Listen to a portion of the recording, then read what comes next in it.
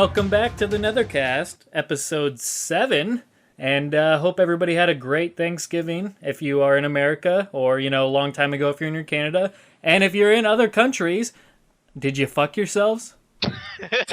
Did you? I don't see what the problem is. I mean, that's literally, who doesn't? I mean, come on, it's a positive thing. I was encouraging it. If you did, take us pictures for us. Whoa, Send them in. No, I don't know if that's a great idea. We're gonna pay for that one. Yeah, you can forward those to Shadowloo. I want no part of that. Yeah, directly to him. But yeah, The one who wants them.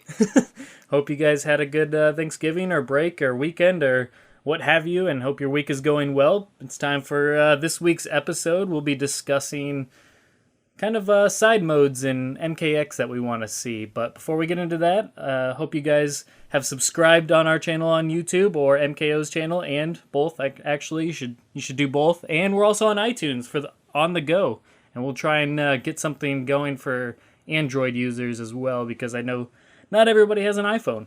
But yeah, so we'll kind of jump right into this. I'm Black Cyborg, of course, and we have with us the weekly co-host, of course, Shadowloo.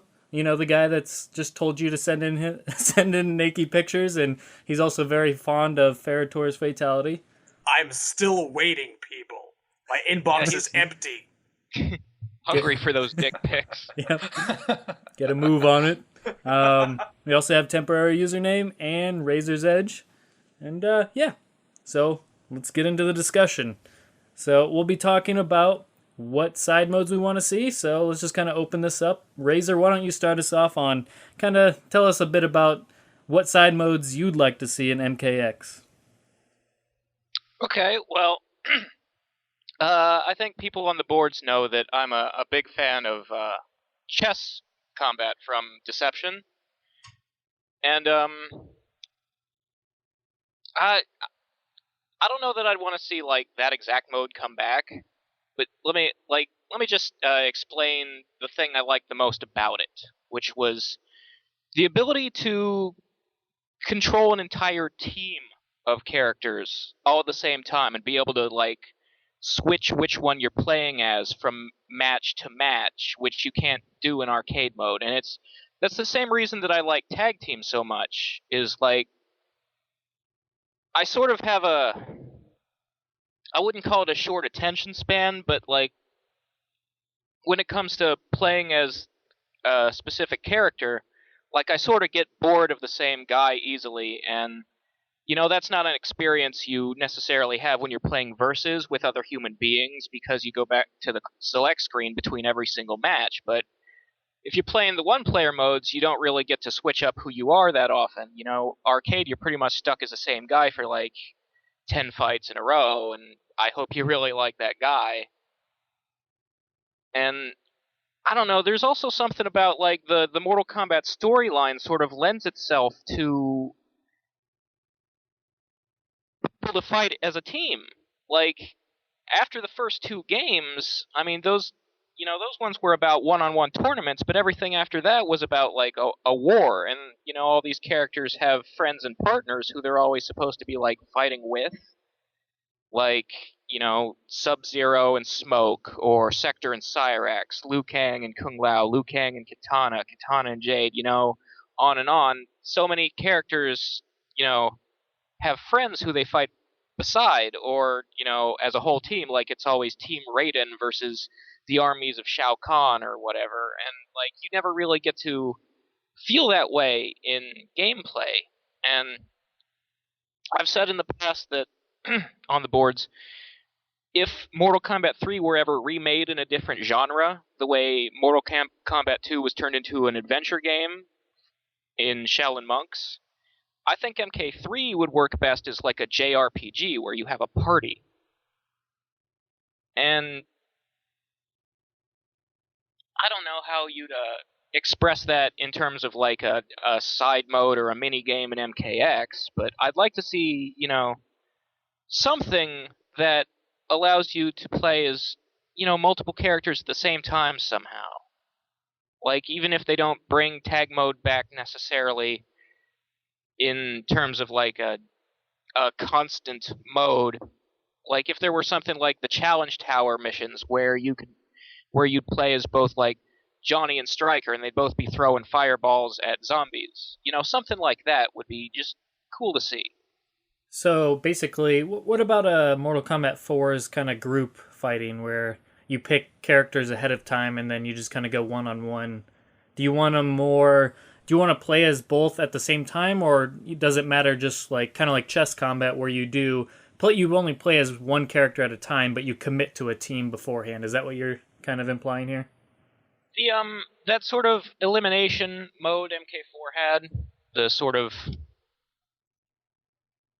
I want to describe it because I'm a wrestling fan as a Survivor Series match. Yeah. But like something like that would be okay too. I feel like it is a little more fun to be able to flip characters on the fly like you can in tag. Yeah. Or like I said, if it were like a JRPG as opposed to like an action RPG like Kingdom Hearts or Mass Effect, where you have other party members but they're just NPCs who follow you around. It's Right. more fun to have like control over the entire party, or to be able to switch which character you're controlling, like Yeah, whenever I you gotcha. want. Right. Okay. So I mean, I don't know Yeah, how you they'd want express it. you want a team mode, and that makes sense. I mean, even tag team itself, bringing that back would be really cool. I know a lot of people were a fan of that, and I'm honestly shocked that they're not bringing it back because I thought a lot of people enjoyed that in MK9. I didn't see many people like, man, I hope this never comes back. I mean, I don't see why it's hurting the game. I mean, if you don't like it, just don't play it type of thing. But I thought I don't think. I mean, I know a lot of people really enjoyed it. I don't know anybody who ever like said they disliked it. I think they're just leaving it out because it's easier to not fix what was, buggy about it or broken. right. Yeah, I don't know. I mean, it doesn't have to be something that appeals to like competitive players or used for tournaments, etc. But I mean, just as a mode for casual fans or just people that are like to be competitive but not at that level, I see no reason why you can't have that as an option because, if you have a group of friends, that's a fun way to play. If you have, four people just sitting around, it's fun to do that so everybody's kind of in the mix at once. So yeah, I definitely would love to see something like that come back, or even something new that involves teams like that. What do you get? What does everybody else think? I think it'd be so easy to program chess combat. All you have to really do is create an interface. And I mean, I'm not a programmer, but I would think that's 90% of the work right there, and then just debugging it. So I'm kind of wondering, why did it ever go away in the first place? And I mean, I pretty much agree with everything Razor said. I really did like chess combat back in the day, especially now that I understand matchups, and I could really have fun with it because I could sort of designate characters, based on their tier or based on their matchups. And like, if my opponent is using predominantly, like, say all his pawns are reptile, I could create counter pawns for that. That would be fun to me, but I just don't feel like it's a huge development cost. I'm kind of surprised we ever saw it gone. Yeah, yeah. I think it's because I think Ed has gone on record in that he wants to keep things fresh. He doesn't want to continually do the same thing over and over again, and that's why we've never really seen the same side mode other than maybe like a test your might type of thing. We've never seen the same thing come back more than once in the same fashion that it was beforehand. So Yeah, I don't know. there could be space issues too. Like it could just be that like when they came up with the kart racing game for Armageddon, like neither chess or puzzle would fit on the same disc after that. And like with MK9, like they didn't really see fit to bring any of those modes back because they were putting so much work into the challenge tower, and that would be, all the mini game you'd need, really. Yeah. I was never much of a fan of chess combat, to be honest with you guys. It's been a long many years, but I kind of remember it as being this scenario where at the end of the day, how good you were at the fighting game completely and totally outweighed how good you were at chess. It felt kind of slapped together to me. Although I admit, it's been a long, long time. I never found myself going back to it more than like maybe the first time I tried it. And as cute as I found puzzle combat and like the first time around, I just thought to myself, this is something that Street Fighter did, 10 odd years ago, and this is not exactly being original. It's kind of a, Me Too situation. Didn't care for that and didn't care for the whole Mario Kart racing game in Armageddon. I feel like I don't know. I feel like the time where MK can comfortably cop off, major successful franchises like that, it's long past. It's cute, but it's an idea that's time's come and gone. I'd actually much rather prefer it if we actually stuck to things oriented around like the fighting game itself. I mean, I'd love a JRPG. I mean, I've mentioned it in the past, but I would love a JRPG style game in and of itself, like starring Kitana, Melina, and Jade. I mean, I did back when Melina still had a huge backstory, but I digress. I guess I just, I appreciate things in Street Fighter 4, like, their whole combo challenge mode, which MKDC gave us, flawed though it was a little bit, and, survival mode, trials, things like that. I would not object to MK bringing in some of those, some more traditional fighting game extras, which is not to say I don't like, more recent developments like tag team mode, of course, or the the tower. I love the tower in MK9. That was wonderful. And yes, I'm equally mystified as to why it is that tag team mode is not coming back. That bothers me. That really does. I had a lot of fun with that with some friends.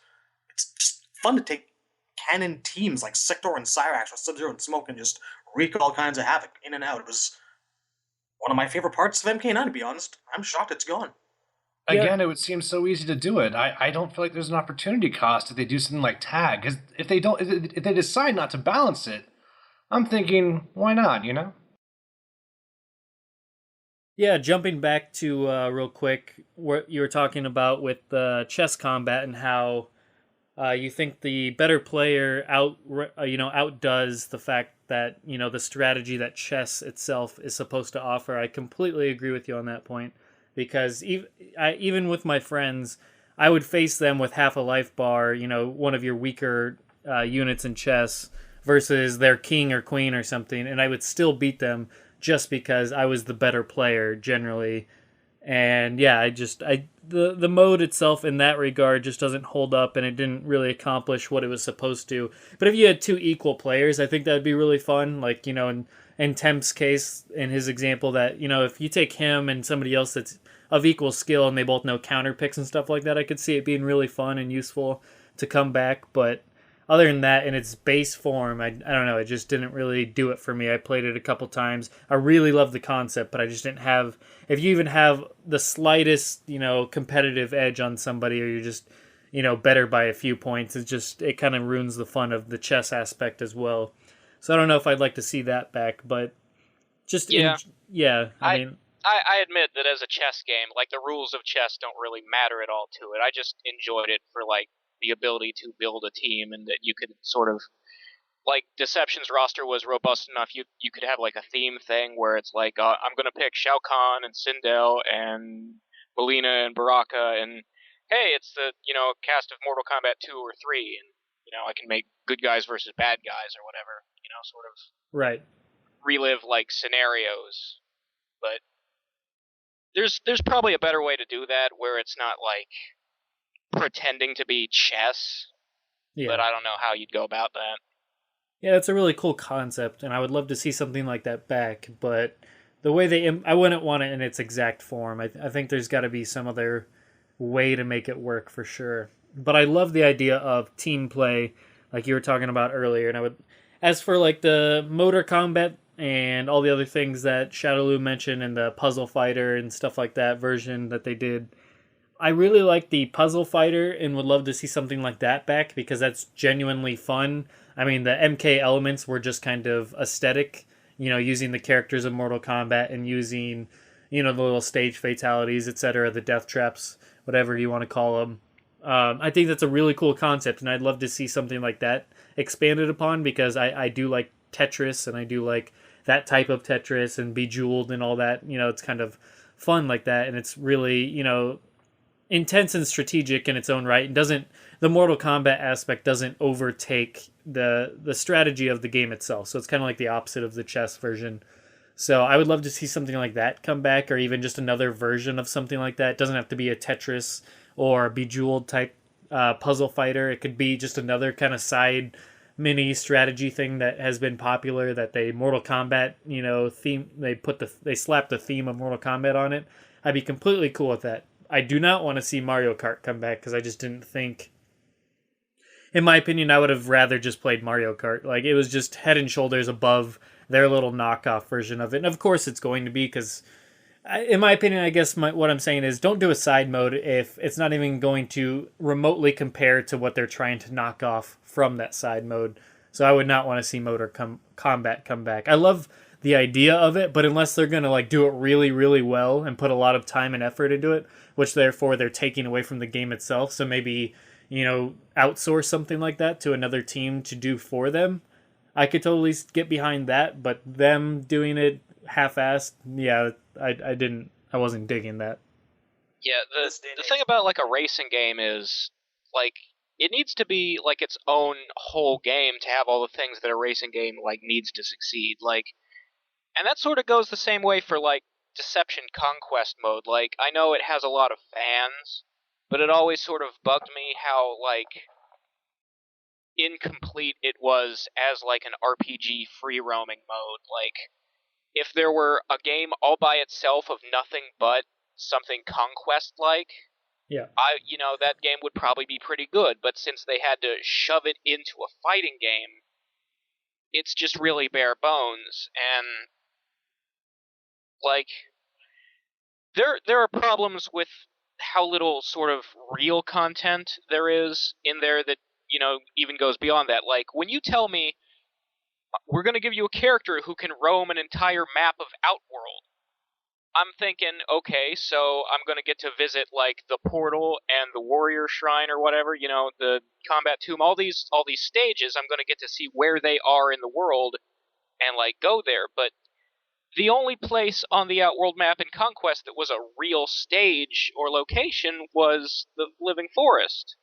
Like, even you go find Shao Kahn, he's just standing in this generic-looking camp surrounded by soldiers. Like, his castle isn't even, visible in the distance or anything like that. It just, we'll take a map and we'll make it orange and purple and lava and dead trees and call it Outworld. And I'm like, no, I want to see, like, famous areas. That's the whole appeal of visiting, like, a free-roaming world. Yeah, go ahead. As it was just kind of a meditating, chest-opening, slapping simulator. Yeah. Which admittedly I had some fun with. But Mortal Kombat, probably the kind of game that they relegate to being something thrown out of a cell phone these days.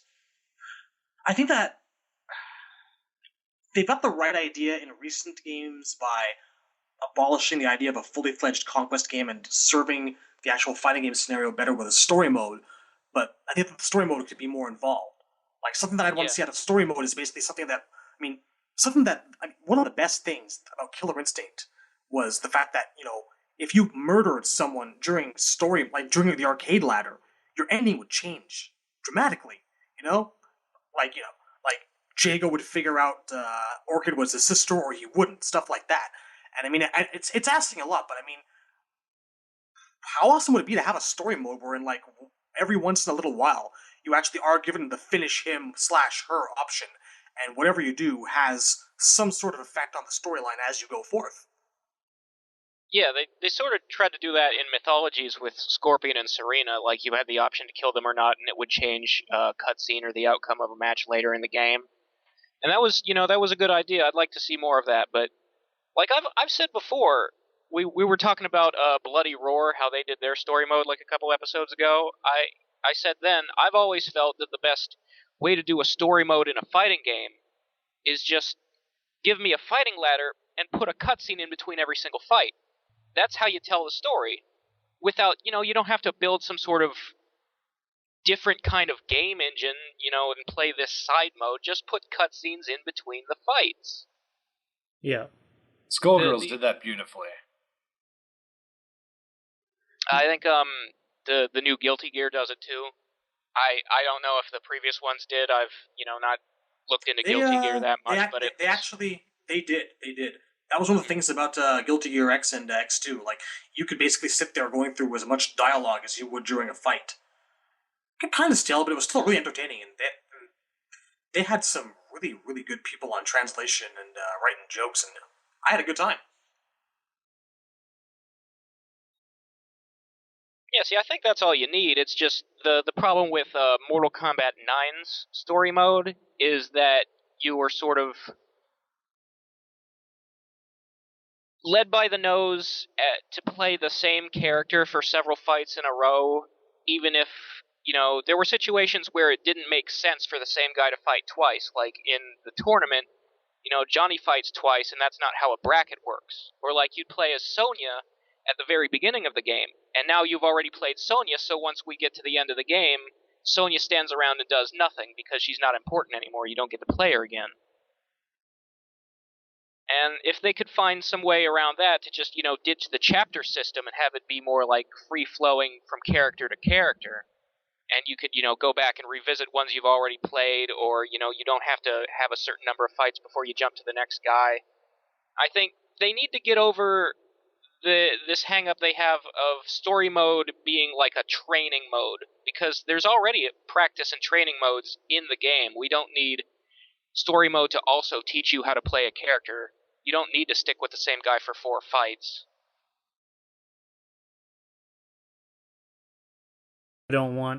I think that is one thing that's really holding story mode back, is the idea that it needs to be a training mode of sorts, and that you have to do 3 fights with that character before you can move on to the next one.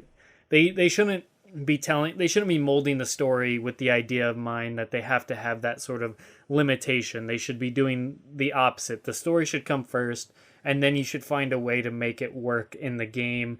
Be it if you're doing one fight and then jumping to another character in one fight, it shouldn't matter. The Mortal Kombat 9 had such a good reception because it was a rare instance where a fighting game really offered a really good story mode. Whether you like the contents of the story or not, it did a good job of actually giving you a story mode. And they should be doing their best to make MKX tell a really good story this time, and really make it a well-written, lots of good dialogue story, and make it make sense, give some twists and turns, and just have it be a really good story that leaves an impact on you, and have that be its main appeal. And then the game, if the gameplay is good on top of that, even better. But you shouldn't be worrying about, hey, let's make this a training mode of sorts for people. That's just not necessary. Again, yeah, the way that Guilty Gear did it was basically you entered story mode, separate from arcade ladder, and whatever, you selected a character like you would for any other mode, and you just went through dialogue as you met the cast of characters one by one. It was that character's path through the overall chain of events that were going through the story. I'd love MK to have that. Yeah, that's sort of what Deadly Alliance's Conquest did. I mean, it was all text instead of cutscenes, so if they did it with cutscenes now where you, pick a character and it shows you all the people that character meets and fights over the course of things, as opposed to, it all being sort of one mode where, Sonya doesn't do anything during MK3 because she had all her fights during MK1. No, you could, have jumps in time for that character that you're playing as. And, you could sort of have the players figure out in their head, okay, so this thing that happened in Johnny's Conquest probably happened between these 2 moments in Sonya's Conquest, or whatever, like we did with the 2 story modes in MK versus DC. Yeah. And you don't really learn in the story mode. Even in the challenge tower, you don't really learn how to play the character. What you're learning is how to take advantage of the exploits in the AI. And that's not really helpful in the long run. And what makes it even worse is once the chapter's over, you're never going to use that character again. So all the combos you learned, all the bread and butters, all the spacing and tactics, it kind of goes to the wayside because you don't need it anymore. It's not really an effective teacher. So I absolutely agree on that sense. I don't think we need to teach people with other modes that have their own value. Now, on that same note, if we do put story elements in the arcade ladder, I would still want a sterile arcade ladder just for gameplay, because I think there's a lot of innovative potential in bringing back something like Choose Your Destiny, which I think everyone's wanted back for a while. I'm kind of surprised we haven't seen it in so long. Well, maybe we saw in Armageddon. Can anyone confirm that for me? Was there a Choose Your Destiny? I don't think so. Well, that's horrible, because that was the one game that needed it, because you had this huge... Oh, I'm sorry, go on. I was just going to say, when you go to the ladder, it looks like there are other towers, but you can't actually go to them. You're just stuck with the one. So that was kind of a bummer, a little bit misleading. I don't Couldn't you get that at all. What's up? Couldn't you rotate the arcade ladder in 9, or am I hallucinating? Like, not like change the amount of people you'd fight, but like the actual people that you would fight. I think it No, was random, right?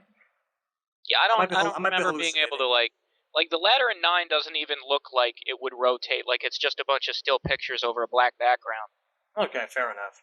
Well, about a year ago, the Chicago scene, GGA, did something called a human arcade ladder. And what they did is they took one player, it was their Scorpion player, Slips, and they had him fight all the GGA guys, but in a ladder format. And the first person he fought was Reptile, in reference to the MK2 situation.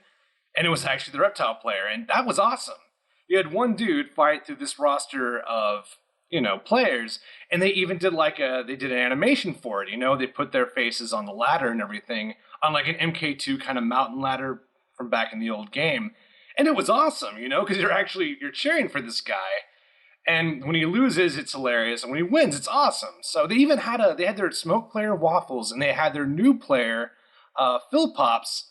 They even had him fight against Noob Smoke in the ladder, and it was just really badass. So I'm thinking maybe for like the online, how we can have Choose Your Destiny offline, but we have Create Your Destiny online. So online, you can actually create an arcade ladder out of your friends. I think that would be awesome. I think that would be so cool. Well, speaking of what's it called, the arcade ladder and choosing your destiny, have any of you played Super Smash Bros. Yet, the new one? I want to so bad, but I've played it some. I haven't played one player at all, but okay. Well, how it works is they changed it from before, where essentially an arcade ladder in itself, where you're just you go up against the next person, then you go up against the next person, and you see what character you have to face next. And you have to face that character. Well, in this one, it's kind of like a choose your own. First of all, you choose the difficulty, and however difficult gives you a bigger reward. Though if you're forced to continue, you have to, it lowers the difficulty for you by 0.5. So if you start at a difficulty of 9 out of 10, then if you lose and you have to continue, it automatically lowers it to 8.5. It's not an option. It just says, okay, now you can't beat it at that in one try or in one go with 2 lives or whatever it is. So we're going to drop it down 0.5, and your reward is slightly lessened, so you get less gold in return or whatever. But beyond that aspect, which I thought was really neat, they changed it so you essentially are given options on who you get to go up against each time. So there might be 3 or 4 options there's like a game table. And there's a group of these characters, a group of these characters, there's a group of these characters, and the group of these characters. And in MK, it would just have to be single characters. But they show you what the reward is for each character that you go up against. And you basically go up to the person you want to fight, and that's who you fight next. So you have an option out of several different characters who you want to fight next. And you never have to repeat your options. And then you eventually get to, the big bad boss in the end or whatever. And I think Mortal Kombat could learn from this and adapt from this so that it's not always the same experience, that it's constantly evolving, that it could be different characters each time with different, if they work in like a reward system or crypt coins, that they have different amounts based on the difficulty of the character or the difficulty lowering, and also implement the multiple people that you can choose from. Like in the 3DS version, they made it essentially you're walking down a path that has 2 options, like a fork in the road, and you have to choose between 2 or 3 options each fight, which one you want more. Some that give you more coins, some that give you less coins, depending on the difficulty of each fight. And I think something like that could be really, especially if you play into AI difficulty or character tiers and stuff like that, I think that could really make for an interesting experience for arcade mode. It'd be great for learning. It'd be great, like, if you're not well versed in Smash Brothers, that's a great way to get past the learning curve. And it doesn't feel as punishing if you lose, because, thinking back to MK2, that AI was brutal. I'm sure people got good at it once they learned, like, all the, bugs and exploits, but, oh my god, they were like throw infinites. It was ridiculous. But god, yeah, I would love something like that. Something that makes me feel like I'm developing my skill as I'm going through the arcade ladder. and I'm not just getting the shit beaten out of me, but at the same time, it's not just, it's not easy mode. Well, think about it I'm not like just running through it. think about it like this. Like I'm almost thinking back to the Mortal Kombat 1 movie when I'm thinking about this, but say you're on Shang Tsung's island for an example, and you're just on this island sandy environment and you have a fighting circle basically, or just whatever. What I guess a better example would be you're on the arena that you're going to next fight in, and then in front of you you have 3 or 4 guys in front of you, and you get to choose which one you challenge. And it's something that has like a 5 or 10 second countdown timer, so it's not like you're wasting a lot of time doing this in between each fight. But you essentially have a countdown timer, and you get to choose which person you challenge, and then you fight right there with no loading screen. It loads the characters up, and then as soon as you challenge somebody, you both walk into the actual arena setting, and that's who you face, or something like that. It could be it loads the characters up in front of you on the other side of the screen where you would normally fight, so it's in the 2D screen, and there's a little arrow above the 4 of them, and you just choose one of them, and then all of a sudden the other 3 just jump out of it or whatever. Something stupid like that would work and give you the feeling of choice, and just be more visually appealing than just crawling up a tower with their picture on it. I don't know, on the Xbox One and PS4, which is what this game's going to be on, and I'm sure they're going to have, the last gen versions, of course, but on current gen consoles, they have the power to make like something like this work and load quicker, to where I think you could pull something like this off, and I think it would look really slick. Even at the start, if you want, each time in between fights, you go to like 8 characters or however many are in a challenge or in a arcade mode ladder. Have 8 characters, and then each time you beat somebody, have that person laying on the ground, and then the other 9 or 7 are still standing, and then you just got to choose in what order you face them. So you don't have an option of who you're facing, but you have an option in the order that you face them. So say, if you're talking about MK3, rather than face Jade towards the end of the ladder where she's a big pain in the ass, you can get her out of the way quicker and face, get rid of the characters that you just can't seem to do really well at. Or you can choose to save them towards the end for a harder challenge. Something like that, I think, would be a much better system and a much more advanced system than what we've gotten for so many years. It gives the other player control, and I think that's kind of the key. They're not just forced down a linear path. Yeah. And even if it's like an artificial goal, I mean, that's basically what a video game is. You're creating artificial goals that you can accomplish, and that's what adds the replay value. And now that we have individual character dialogues, to be able to navigate your opponents would be awesome, It's like, I don't really give a shit what Kotal Khan has to say. I want to see what, I don't know, Kenshi has to say, That could be fun. Yeah, for sure. I think something like this, it needs to happen, because we're not in the arcades anymore, and we've come a long way since Mortal Kombat 1. We're on Mortal Kombat 10 technically, or whatever you want to call it. Whatever you want to consider in that. But the point is, it's been over 2 decades now, so why not, develop a new way of going through the arcade tower where you have more choice, more options, more risks, more rewards type of thing. So it's not just straight up, beat this guy, okay, now beat this guy, now beat this guy, and you're completely have no choices whatsoever. I just don't think... I don't know. They're slowly making improvements. I mean, they made an improvement by, at least in Injustice, they made it so the alternate attires come into play when you're going through the arcade ladder, so you're not always just facing somebody in their default attire. So that's cool. But yeah, more choice and options like that would definitely make the experience better, in my opinion. Yeah, I'm definitely all for some form of like choose your destiny, or a new revamped version that lets you have some sort of say over the arcade ladder coming back. The main thing that I would like to see in that regard is, I guess my favorite thing about Choose Your Destiny was there was like a short tower and a long tower, so you could decide how long arcade mode lasts. Yeah. Like if I'm just playing to see a guy's ending, I don't want to be in there like for that long, because I might get, just sort of bored of the game. But if I'm in a mood where I really want to play like one player for a long time, I'd like to take that longer ladder, Yeah. Whichever path we go down, whether it's going to be Choose Your Destiny or like the Smash Brothers format, let's say with both versions, you do kind of tailor your own difficulty.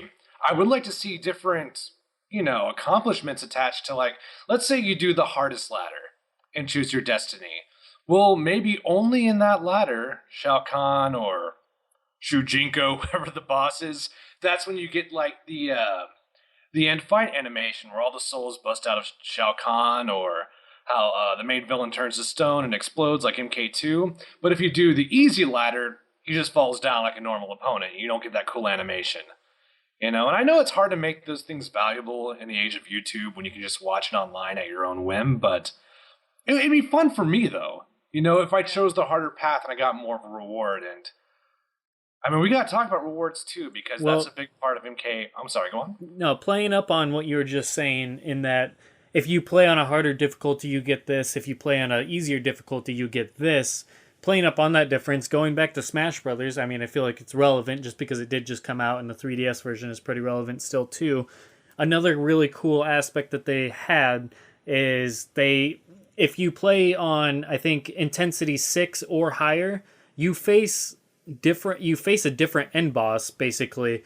Like, no matter what, I think if you play on really easy, you just get Master Hand. But if you play on harder difficulties, you get Master Hand and Crazy Hand that you have to fight at the same time. And then if you play even harder difficulties, which, like I said, that's about 6 or beyond, I believe, then you have to face Master Core, which turns into different things after you beat Master Hand, and then Crazy Hand turns into Master Core, and it becomes a more prolonged battle. And I noticed that if you start on 8 or 9, then Master Core goes through many different like forms throughout the fight. So you beat him in the big crazy dog looking form, then he turns into the sword form, and you have to fight that version, and then you have to fight yourself, and it's like you have to fight through all these things until you finally win. Where if you keep failing, eventually it's going to put you down to a difficulty where you don't go through all those formations, and eventually you get to a point where you don't even face Master Core, and you don't get to see all this cool stuff unless you defeat it on higher difficulties.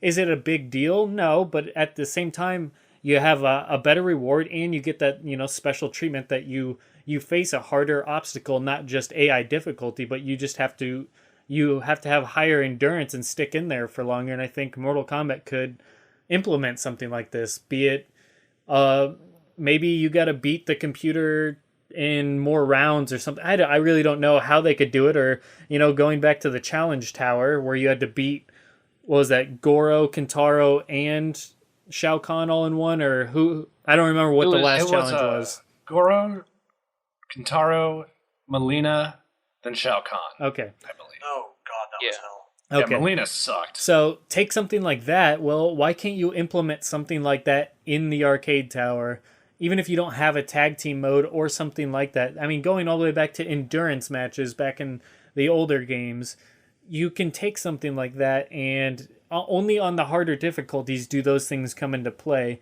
Whereas maybe the last one you face Shao Kahn and Shang Tsung, or Shao Kahn and Goro in a tag team match, or Kintaro or whatever, using MK9 as an example. I think something like that would be really, really cool. Like I said, just make this fresh. I mean, they always say they don't like to do the same things, as we were talking about earlier, and they like to keep things fresh. Why not add at least this as an option? If you want to play classic tower mode, bare bones, going up a ladder with no choice and stuff like that, other than maybe a choose your destiny to mix things up, that's one thing. But I see no reason why they can't try and push for this, because this isn't something that's going to like, oh, I hate this, I don't want to play this anymore. No, that's not it at all. I think this is something that I think people can get really behind and really dig. And if you don't like those changes, you can still play on lower difficulties and still get your classic experience. I don't know. It's just something I think could easily be implemented. Well, The challenge What's up? The challenge tower in MK9 did actually drop difficulty though. If you failed at a certain fight long enough, I remember that was a bit of advice that was going around, because people had a hell of a time with that evil bosses in Melina fight. Yeah. If you lost around 10 times or so, you'd the AI's pattern would change noticeably. I don't remember if it affected your rewards or anything at all. I don't think it did. But yeah, they would dumb it down for you. Oh, believe me, I know because I was when I'm really I have to beat those types of things because that's just my personality no matter how many times I fail. But the funny thing is I didn't know about the fact that eventually it gets easier for you. So every time I would lose, I would press start and then retry, which resets that thing. So it only counts it if you lose like 10 in a row, but continue and try and keep going through and going through. But I'd kept just like backing out and retrying from the start. So I kept facing it head on each time, and yeah, that was brutally, and that was awful, but it was fun. Yeah. Well, every mode I think had that feature where, like, if you were playing story mode and you kept losing to Shao Kahn, eventually he'd, like, stop throwing the hammer so much and start taunting more, stuff like that. Yeah. I think it is kind of a big deal, but in a good way, you know, because if you're actually getting, like, a gameplay challenge, then you can't just watch that on YouTube. You have to have the controller in your hand to experience that, you know? And, I mean, God, imagine, like, you're playing the final boss in the hardest ladder, and instead of him dying, you know, he goes into a different form. You know, Shujinko goes into sword form. I don't fucking know, but something cool happens. Yeah, exactly. I think something like this needs to happen. It doesn't need to happen, but I mean, I think it'd be really cool if it did happen because there just has to be something that's more enticing, more fun, and more choice. All of these things. I mean, Smash Bros. Is a great example because, like I said, it's the most recent example, but they really changed up their formula. They had the same old, you know, kind of, like I said, the arcade tower, and they did that for the first 3 games. They didn't change it up much at all, but finally they did something new, and I as far as I can tell, people are really digging that change, and I really like it, so I would love to see something like that implemented in MK. God, I have a lot to say about that, but it's all Smash Brothers. It has nothing to do with Mortal Kombat. I'll save that for another... I don't know. Yeah, another day, sometime. I'll save that for never. But yeah, it's I really so modes. Modes in MK. Yeah, we've been talking about arcade mode for quite a while there. I want to sort of transition over to talking about like the challenge tower or how they might implement that in MKX. Do you think the challenge tower is coming back? Yes. Ed said they'd have a mode like it, but not exactly the same. And I'm sort of curious to see how that will turn out because I don't like Star Labs mode in Injustice. Right. It's ostensibly supposed to be like the challenge tower, but it plays more like a training mode than a minigame mode. Like it's too similar to the combo challenges in MK versus DC, which it feels more like a chore to play it than a fun minigame. Maybe they did that specifically because it was maybe they were trying to take something from MK versus DC, that being the challenge combos, and kind of saying, okay, well this can be Injustice's thing type of thing. I feel like challenge combos should always be under like a specific training mode. Those shouldn't be looked at like as a separate mode to have fun with. Right. I was agree. a very, very big fan of the ones in Street Fighter 4 and all their incarnations. Hell, going all the way even back to like Street Fighter EX Plus Alpha way, way back in the day. And it really made my day when MK versus DC finally got that in, broken as it was in some places. Well, I mean, even Deadly Alliance had it with its Conquest mode. It's the same kind of concept. Sort of. It was the combo type thing. At least Conquest put that carrot on a stick of having text and lore in there for people who maybe don't want to play a training mode, but do, like, say, care about story. Well, now you have a reason to play. Like, Star Labs didn't really have much of that. Right. Yeah, Star Labs just fucking sucked. I couldn't stand it at all, man, because it wasn't like the Challenge Tower. They actually put things I wanted in Star Labs, so I had to play it. I didn't have a choice, and you couldn't, like, just play your way through and unlock the costume anyway, like you can with Bandage Melina. You had to actually get those stars to get the alternate costumes that were hidden away in that mode. And it felt monotonous in a way that the Challenge Tower did not, and I trudged through about, I don't know, a third of that mode, and I just gave up.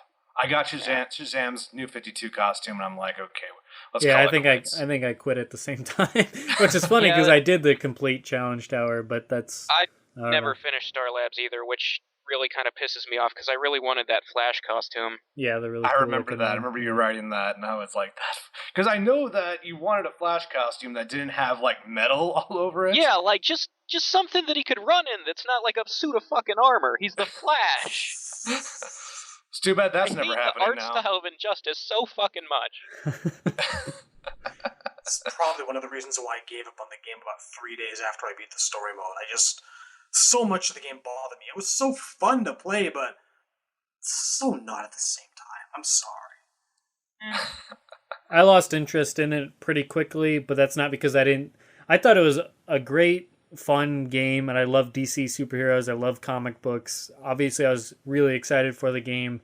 I really enjoyed the game, but I don't know. Sometimes I just lose interest in games, even if they are great, and unfortunately, Injustice was one of them. It also had to do with I didn't have many people to play up against other than, the same couple of friends that always play, and it's just, I don't know. It was a shame. I would have it's one of those games that I would have loved to play more. I mean, I beat the story. I played online. I played online with Jur for like 10 hours of getting my ass kicked against people that were better than me, and it was still fun, but I don't know. I don't know. I lost interest in it. I wanted to like Injustice and play it more, and I actually liked story mode, but between the art style and something about the way the game controls feels stiffer and more janky to me than like MK9 does. I can't really explain it. I agree completely. The stiffness is really what threw me off of playing the game. It didn't feel smooth. I felt like I was controlling Tetris blocks or something half the time when they were dashing around. It bothered me. Well, the dash had a lot to do with that, because the dash in MK is what made it so fast. You had that dash cancel, which I'm sad is gone, but it looks like the run button's going to help with that. But I actually do like it, though. I like how more restrictive Injustice is, because you get a very different footsie game that way. But my problem with Injustice is we had a very lively scene in San Antonio.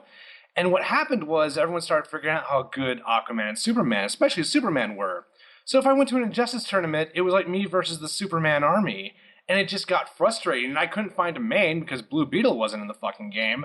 So I'm stuck with Shazam, who has the most awkward throw input I've ever seen in my life. And I just got frustrated, And I'm playing with this character who I enjoy playing with, but I don't really have any emotional investment in him. And now the Injustice scene is dead, which is a shame because they did a balance patch, and now it's a really great balanced game. But we only have one Injustice player left in our scene. So it's not a question of, do I want to go to Ultra Arcade and play Injustice? It's a question of, do I want to go to Ultra Arcade and play Doomsday? And I don't.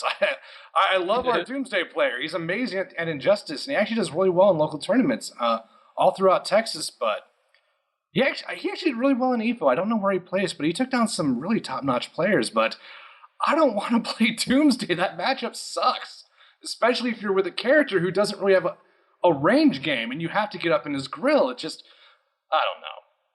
That's me. I do like Injustice. I don't think it ever grew stale. I just competitively, I think what broke me is when they released Scorpion, and it was bad game design, to be frank, because if you're at mid-range, you have to hold back if he does the spear, and you have to hold forward if he does the teleport. So you're in this perpetual mind game that is just horrible, and everyone was crying nerf Scorpion, and he didn't need to be nerfed, maybe not that bad, but Mortal Kombat game modes, yeah, good shit. I think Scorpion in Injustice shows exactly why the block button works for MK. Amen. Oh, fuck me. Yeah, God. Maybe not this episode, but I have a lot to say about the block button. Oh my God, I get so sick of that conversation, but it has to be said. But yeah, well, exactly. Scorpion demonstrated beautifully. What's up? What changes? Go ahead, Charlie. We're going to have a future episode of this podcast, and it's going to be titled up on YouTube, "Fuck You, the block button is awesome, and it's not going anywhere." Yes, I will record that and make a link, and we can put that as a hyperlink in the description, because, my God, we need a block button. We'll always need a block button. What changes to the Challenge Tower would you like to see if they did confirm that there would be something like it, at least? What kind of changes would you like to see? Better prize, for sure. A much better prize. Oh, yeah. You got like one prize out of that entire thing, and it was the frickin' the flesh pits Melina. Ugh. An alternate costume is not what I want to unlock with a mode like that. I want to, if you're gonna put me in a boss rush at the very end of the thing, I want to unlock the fucking bosses when I beat them. You better unlock a character, or at least like a stage or something. I mean, if you want to be more tournament friendly, give us a stage. But dear God, the a thing costume. About, like, with tournament friendly, that's why I say make it the bosses, because they might, be unbalanced anyway just because they're bosses. Right. Like, just make it a for fun thing. And, like, the boss is sort of something that you can get away with banning from tournaments and still enjoy playing as, and I don't think, there would be so much crying about it. I think people would understand, yeah, I can see why you're not letting me play Shao Kahn, but I'm still happy I beat him and unlocked him in the tower. Yeah, you can have like a free-for-all, Either... No, go on. I'd say either a full set of costumes for the entire cast, not just one. A couple stages would be nice, bosses, or, here's a hint, here's a thought, completely broken versions of all the fighters that you can only use in, like, arcade or story mode or whatever, like, offline. This is one of the really fun things that Guilty Gear actually did. Guilty Gear had 2 alternate versions of all of its characters in its first couple of games. There was a shadow version of each character, and there was a gold version of each character. The shadow versions had unlimited, like, super bars. Just supers all frickin' day. Have fun creating the most batshit combos that you wanted. And the gold characters were insanely broken in some way, shape, or form. And they were also people you ran into in survival. Here's an example of how broken they were. Johnny, who's got one special move called the Mist Refiner. It's just this lightning fast sword slash that just hits you in the head, Gold Johnny, instant kill, Mist Refiner. If you were hit with it once, the round was over. So yeah, just do that. It's like dive kick. Give me realistic Scorpion where a spear to the chest murders you. That would be awesome. Just have fun with the entire concept of how over-the-top, batshit insane all this damage and stuff an MK actually gets. Thinking about something like that, if you want to go the route of giving like alternate versions of fighters that are clearly just broken just for the sake of being broken and fun, and that you can't use them in a competitive type or online type of setting, it'd be fun beyond just like, I agree that I would love to see, an outfit for all the fighters, even if that seems like something they probably wouldn't do just because it's a lot of work. Obviously, offering an outfit for one fighter just isn't rewarding for everybody else that isn't a fan of that fighter. So why they thought that was going to be a great rewarding thing, it's like, if you're not a Melina player, then who the hell gives a shit if you get something where she's almost naked? It just doesn't add up. It's not worth it at all, especially because the challenge tower in itself did not give you rewards. It's not like every 10 things you completed, you were like, okay, well, here's an outfit. Oh, 10 more, here's an outfit. It's not that. You went through 300 and then the most difficult challenge just to get that. And you weren't even told what it was going to be. It was supposed to be secret. I think they had it into their head when they came up with that idea of the Melina bandage costume and putting it in the challenge tower and calling it a great reward. They thought that their audience wanted that, sex appeal dead or alive thing, and obviously they've learned different now because everybody complained about it. Not to mention the fact that they can't model a female face or body attractively, so why are they, trying to push that shit? I thought at my worst moments that I fear that that Melina's entire backstory was retconned for the purpose of giving us that scene of her waking up in bandages. That's true. They couldn't have... And it makes me a little bit sad and sick inside. If she was the age she's supposed to be, she never would have been laying on a table with no clothes on. Oh, you're right. She might have been, but... Even beyond the fact that it was done for, like, sex appeal, if it was for, like, even if they made a really awesome looking outfit for just Scorpion, which might be one of the most popular characters to a casual fan, even if it was that, it's like, even if you're appealing to 60% of the audience, all the other 40%, what's the incentive to beat this mode other than completionists like myself who are just want to beat everything to beat everything? It's like, I didn't beat that to get the 20,000 crypt coins or whatever that was that you got. By that point, it's like I already unlocked everything, so I didn't need that. It's just, you want something that's going to be rewarding to everyone. At least a stage is something that everybody's going to use. Or, like, if you're going to do the outfit route, at least do it for the entire cast. Or sprinkle them out throughout Challenge Tower mode, so it's not just one at the end or all of them at the end.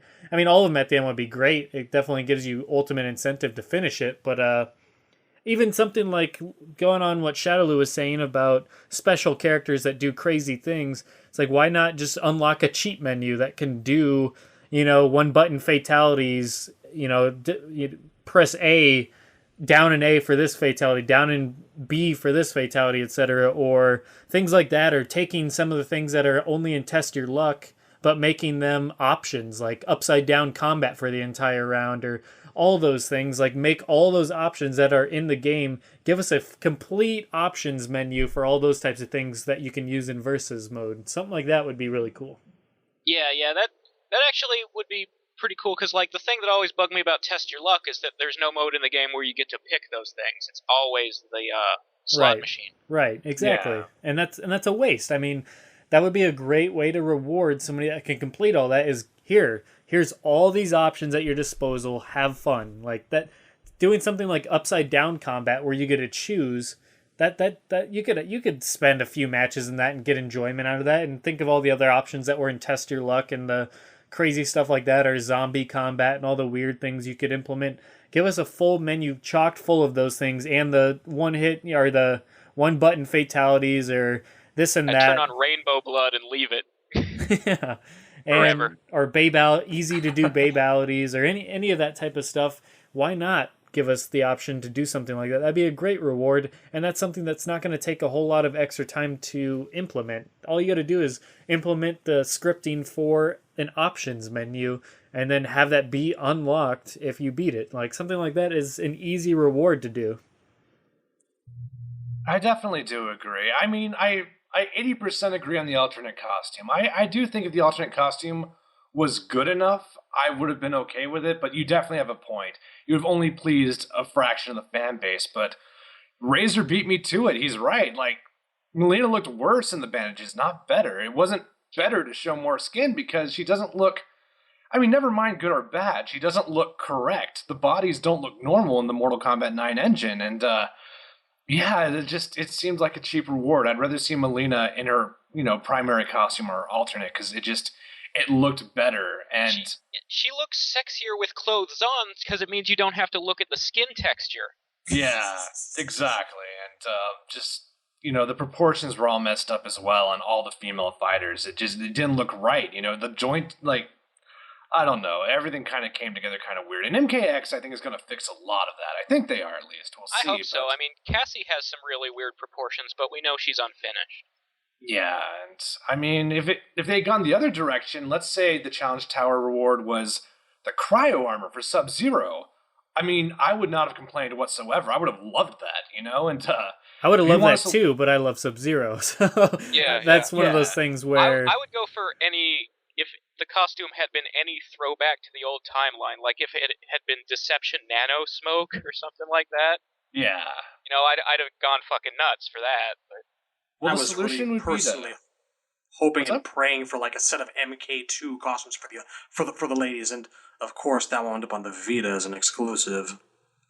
Yeah, that drove me crazy, because there is a UMK3 smoke out there, but I don't want to play Vita, so I'm forever restricted from it. And yeah, again, you guys bring up a great point. So I guess the solution would be to give every character cryo armor. Sonya now has cryo armor. Ermac has cryo armor. You have Nano Melina. Everybody wins. So there was one other thing I wanted to say about a Challenge Tower. Like, I would like to see more of the sort of unique kinds of fights that were in that mode be used in story mode. And like Injustice had these sort of mini games occasionally, like Joker throwing the playing cards at Nightwing, or like Superman heat visioning the cars Black Adam was throwing at him, which was fucked up, by the way, because there were people in those cars, but I digress. I keep going back to like that mission where it's Johnny and Stryker versus a horde of Barakas or zombies or whatever coming at them. I would like to see some sort of mechanic like that where one guy can fight like a whole horde of nameless NPCs when it's appropriate. Like, I keep thinking about in Jax's chapter in MK9, it begins with the Tarkatans attacking Liu Kang's temple. Imagine if you got to like play as Jax and fight a bunch of those Tarkatans in like one of those mini game sort of things like they have in the Challenge Tower. I think that would have made it more interesting. Yeah. So I'd like to see, more implementation of that rather than just the straight fights in between the cutscenes. Right, yeah, for sure. I would simply like to mention that whenever someone brings up the idea of multiple Tarkatans being on screen at once, my mind flashes way back to that Mortal Kombat The Journey Begins cartoon. You know the one I'm talking about. The All one the on reused VHS. footage. Yeah. So, It would be a concern, but... So after you fight all the Barakas, is there a simulator where Liu Kang jumps over the same box 85 times? That's all. That's all for me. Sorry. Oh man, the memories. But if we're recalling The Journey Begins, Jennifer Hale did voice Sonya, if I remember correctly. So it wasn't all terrible. All right, well, any other thoughts on any of the side modes? I do want to actually bring up a quick point about the combo challenges that we saw in MKDC. I know that they're not the most fun for either non-casuals, casuals to play. And the common argument against them is that they teach you nothing. All these combos are actually kind of really, really impractical. And I just want to bring this to the forefront is that they really do teach you some things. The point of them isn't to go in there and master an impossible to pull off and even a professional tournament setting combo that does like 85% damage. The real point of combo modes like that are to learn the little things that link together. And those alone can help your gameplay immeasurably. I mean, I'm a Vega player in Street Fighter, so I'm not going to be sitting there trying to combo rolling crystal flashes into supers, but I mean, if I manage to block someone's cross-up attempt, then already I know that I should hold down back and light kick and go into a Scarlet Terror flip kick. It's the little things that modes like that teach you that can vastly improve your gameplay, which is why I think that they should be in, but just as part of training mode. That's all. Yeah, it would be a great idea to have a training mode. It would just be nice if it functioned properly. Don't get me wrong. I want them to work correctly too. I remember Raiden's last one in MKDC having taken me 3 days to beat. I don't think I ever completed more than challenge 5 for any character in the whole game. I think I completed 6 or 7 of them, but I remember getting hung up on the Joker's last one and other specific ones that had incredibly difficult timing ones. But then there were some ones that were pretty well known that were a little bit easier out of them. I think I can't even remember. I think Flash had an okay one and some others, but yeah, there's just some that were absolutely ridiculous in timing wise. Those last little kicks in the Jokers were a pain in the ass. They'd go up in the air, and I still remember you had to catch them once and then twice and then 3, all while they were falling perfectly, and it just wasn't working. Raiden's last one was the absolute worst one because the last hit of it was that delayed energy ball, and if you comboed with it too late, the whole combo would still register, but the trial wouldn't finish. You had to combo with it early and on time. Yeah, that's how messed up it was. I like the first couple for every character, because at least they taught you the timing on the, what they call them, the pro moves. Yeah. Yeah, but once it got into juggles, and it was the timing on this is not at all reliable. It only works when the game is feeling like it. I'm how can you make that a challenge that I have to beat to get an achievement if it's not something that can be pulled off 100% of the time?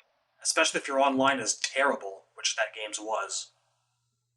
Right. It is a fantastic point, though, because I think the number one reason why fighting games can't pull in the same numbers as first-person shooters is because people aren't comfortable with the execution windows, People aren't stupid. They know basic mobility, they know jumping, they know specials, but when it comes to linking together, combos and chains, that's what holds a lot of people back, and it's daunting if you're not used to it, if you haven't been doing it for decades at this point, and if you can get people past that, that's almost all of the battle right there. Everything else is just strategy.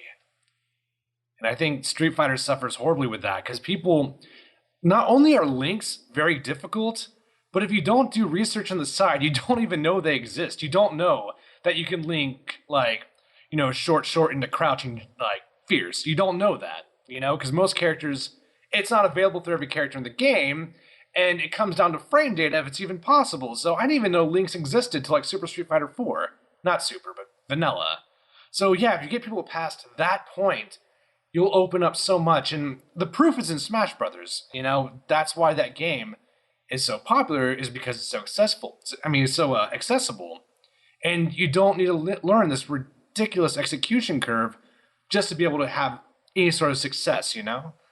And we've seen that a lot. We've seen that a bunch with tournament players who started in Smash and moved on to other fighting games. Right. And I guess we'll just go full circle real quick. I want to give one quick defense of Puzzle Combat.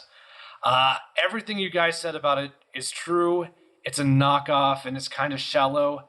I still think it's very valuable, though, because the big difference is with Capcom's Puzzle Combat, you had to pay retail price for. The fact that it's a bonus game in MK means I get to experience it without throwing down $29.99. I think there's a lot to be said about that. I do want to see Puzzle Combat make a huge return, because if you make it a separate mode, or if you give it a separate disc, or even if you make it a bonus on Steam, I feel like a lot of the incentive is gone, but there's so much value to it. Me and my brother played Puzzle Combat to death, and he is a PC-only gamer. You know, I think when you have that accessibility, it adds a lot of value to the mode. I love Capcom's Puzzle Combat. I don't even remember what it's called, like Puzzle Fighter. Yeah, and I'm not going to pay $30 for it, though. That's the big difference. That's where I think the value for Puzzle Combat versus the value for, Puzzle Fighter really starts to overmatch the other. That's my opinion, though. Yeah, I'm with you totally. I love that. Puzzle Combat was my favorite out of all the side games. I like the Challenge Tower, don't get me wrong, but yeah, Puzzle Combat in terms of all the goofier ones or other like real game modes, that was my favorite by far, sure. Yeah, a puzzle game works better as like a side mode. Like, it doesn't need to be its own game. Like, I love Tetris and Dr. Mario, but in 2014 I'm not going to pay money for them. Yeah, and it's cool to see like a Mortal Kombat themed version of it, because obviously they have their own little spin and presentation of it. So that was definitely cool. But all right, that'll do it for our side mode discussion for this week, and I'm sure this is a conversation that we'll get dive more deeply into and get more in depth with another time as well, especially once they announce the actual Mortal Kombat X side modes later on, and probably a couple months from now. So I'm definitely looking forward to seeing what they have to offer us this time, and we'll definitely talk about them then.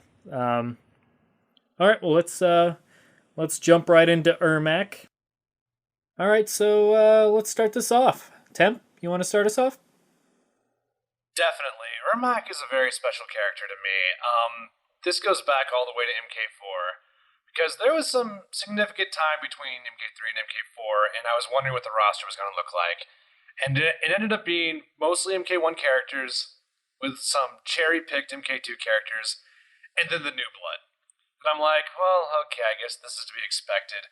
The Deadly Alliance comes out, and the roster is mostly MK1 characters, then cherry-picked MK2 characters, and then the new blood. And I'm like, fuck, so this is where we're at now. And this is at a time when I had no idea if my favorite character was ever coming back. Smoke, Ermac, I was like, is this, what's going on here? Did we just take all the bonus characters and all the hidden lore and just quarantine it? Is that gone? And so finally, GameSpot put the reveal trailer for Deception on, and Ermac was there, and that's when I realized there's finally hope. Finally, this whole segment of the MK history is going to get a chance to shine. And that was a really positive impression for me. So Ermac stands for a lot of things for me. To me, he's hope. I think of Ermac, and I think that's when the rest of the lore mattered. It wasn't just MK1 and friends at that point. So I really do like the character. And then, as we played Deception, we saw a story. It ended up being one of the strongest stories, not just in Deception, but in the Mortal Kombat history. It's every time I complain about a character that isn't properly integrated into the story, that doesn't have relevant character connections, Ermac is the ultimate example. He is the model of how you should make a character relevant. And they defined his alignment, they made him unambiguously good, which was much more interesting to me than just the controlled pawn of Shao Kahn. They connected him to Kenshi, as well as Liu Kang, who Liu Kang, even though he's a zombie at the time, in a way, he's one of the most important characters in Deception. He does a lot of important stuff in regards to the people under Onaga's control. His inspiration to Borite Show. He's a pivotal part of Deception. And plus all the havoc he's wreaking as a zombie under Raiden's influence. And yeah, it's perfection. It's what you should do with a character when they've been gone for a while, or if they're not terribly interesting as they are. And I bought it, Ermac has sort of like this guilt trip that he's carrying around, and that makes sense. I don't think we've seen anything like that before Ermac, and I thought it worked really well. And then after all that, once you go to the select screen and pick Ermac, he's visually one of the most interesting characters in the game. So I like Ermac quite a bit. He's definitely up there. He's a top 12, maybe top 10 character of the gigantic MK roster. I love him to death, and he's a lot of fun to play as, too. People were complaining in the beginning of MK9 because no one really knew how to deal with force push. And, he was doing good in tournaments, for what that was worth at the time before the patches. And no one really knew how to space well, and now I think he's one of the worst characters in the game. He's a bottom 10 character, in my opinion. But he was just a lot of fun to play as, he was a lot of fun to watch, and he was very frustrating to play against. I thought he was a great character. It's a shame that didn't hold up.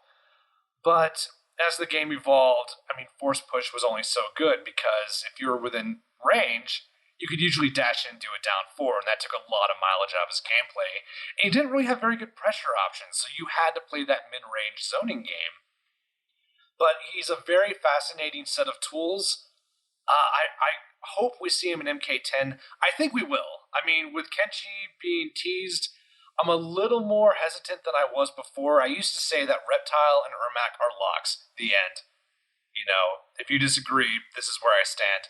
Now I'm not so sure. With Kenshi being teased, I'm like, well, I feel like his chances went down a little, but I still feel like he has a very strong chance of returning because it's just logical. He played a big part of MK9. He's not dead, and he's aligned with all these other characters that are still very relevant. So I see him coming back for sure. And more than anything else, I think people want him to come back. Ermac is very popular. He's always been popular. So, yeah, that's pretty much where I stand on Ermac. As for favorite costume, I'm going to say Deception. Again, when I saw that reveal trailer, I'm like, oh my god, that's Ermac. And it was almost so different that I had to think about it. Well, he's red. He kind of has a mask. I guess it's Ermac. And then, of course, it was confirmed later, but that's another reason why I love the character. Before, he was a palette swap, and he kind of had that stigma like every palette swap character had. And when we saw him in Deception, I feel like that was not NetherRealm, Midway's way of saying, fuck palette swaps, this is the new deal. This is what you're going to see from now on with every character. Nothing is going to visually copy anything, at least not in the same way as it was before. Every character is going to be their own thing now. And their own thing was usually great. Even in Armageddon, when I saw Rain, I thought Rain looked pretty good. And I feel like that precedent started with Ermac. Again, I can't really say enough good things about this guy. I already fucked it up. Nephrite said to refer to him as they and them. Oops. Sorry, Nephrite. I swear, man. I was thinking about it. I tried. I kept it before my mind, and I immediately messed that up. But, yeah. So I guess I get the paddling shit.